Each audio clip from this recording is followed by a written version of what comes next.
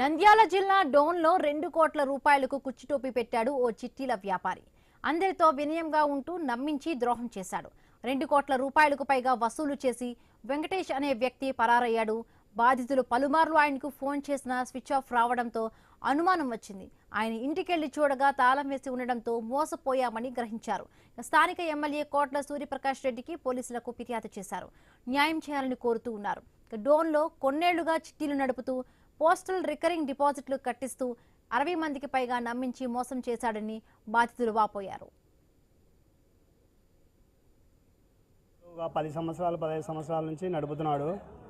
Postal రెండు కలిపి నడుపుతున్నాడు. తర్వాత 5 లక్షల చీటీలు తర్వాత వేసి నిన్న 10 నెలలు అయిపోయిన తర్వాత అందరికీ పండగ పోయినాక నేను టూర్ పోతున్నాను, టూర్ వచ్చి పండగ పోయిన తర్వాత ఇస్తానని చెప్పేసి ఫోన్లు స్విచ్ ఆఫ్ చేసినాడు.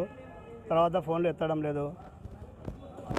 దాదాపుగా 2 కోట్ల రూపాయల దగ్గర అందరు బాధితులు 50-60 మంది బాధితులు ఉన్నారు. అందరికీ ఇల్లు కూడా వేరే వాళ్ళకు రిజిస్టర్ అయ్యడం జరిగింది. ఇది పక్కా ప్లాన్ ప్రకారం జరిగింది.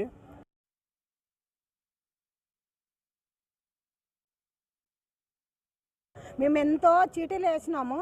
ఆయన 10 ఏళ్ళ నుండి మేము నమ్మి కట్టించుకున్నాడు. వాడైతే ఖచ్చితంగా ఎక్కడ ఉన్నాడో రావాలా, మాకైతే న్యాయం కావాలా.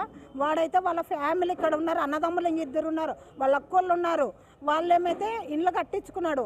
ఇండ్లు కట్టించి మా అమౌంట్తో కట్టించుకొని అది వాని పేరు మీద ఏది లేకుండా నన్నేం చేసుకోలేరని వాళ్ళ చిన్నాన్న పేరు మీద వేసి వాని పేరు మీద ఏది లేకుండా మాకు తెలిసిన వాళ్ళు ఉంటే మేము 3 రోజుల నుండి చాలా బాధపడుతుంది. ఎంత తినక ఓటలు అమ్ముకొని మేము వేసి వాళ్ళము.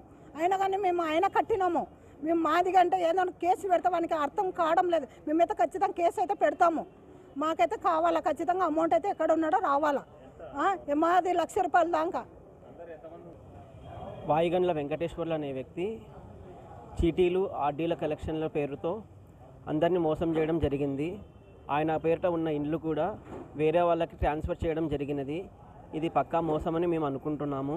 ఖచ్చితంగా ఈ విషయంలో మాకు సహాయం చేయాలని కోరుకుంటున్నాము అని సూర్యప్రకాష్ రెడ్డి అన్న గారికి, సిఐ గారికి మా మనవి తెలియజేస్తున్నాము.